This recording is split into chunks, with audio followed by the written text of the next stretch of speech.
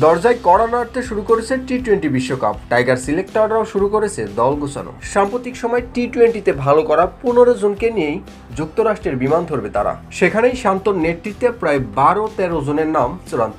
বাকি দুটির জন্য লড়ছে 5 ক্রিকেটার, যার মধ্যে উল্লেখ্য মেহেদী মিরাজ, হাসান মাহমুদ, আলিস ইসলাম সহ আরও অনেকেই।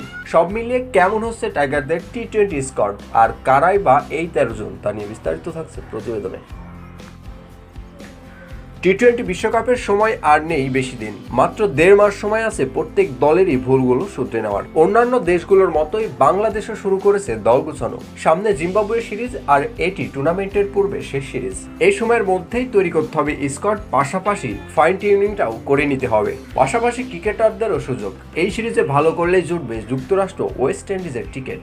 তবে এরই মাঝে নির্বাচকরা শুরু করে দিয়েছে দল নিয়ে কাটা ছেঁড়া। সাম্প্রতিক সময় টি-20তে ভালো আর বিপিএল এর পারফর্ম নিয়েই দল গুছাতে শুরু করে দিয়েছে বাংলাদেশের সিলেক্টররা। সেখানেই বেশ কিছু নাম এরই মধ্যে চূড়ান্ত করে ফেলেছে বিসিবি। সেখানেই প্রথম দুটি নাম লিটন কুমার দাস ও শম্ভু সরকার।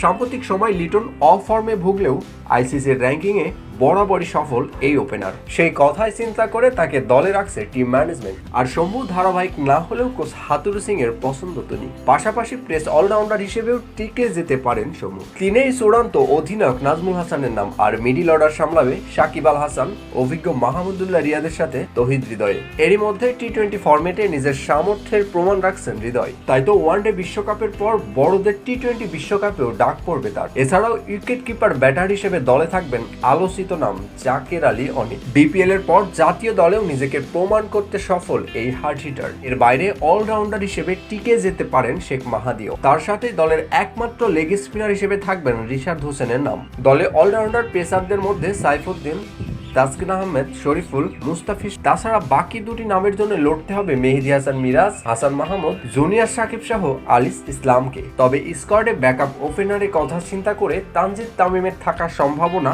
অনেকটাই বেশি। তার সাথেই পঞ্চম পেসার হিসেবে দলের নাম থাকতে পারে তরুণ সাকিবের।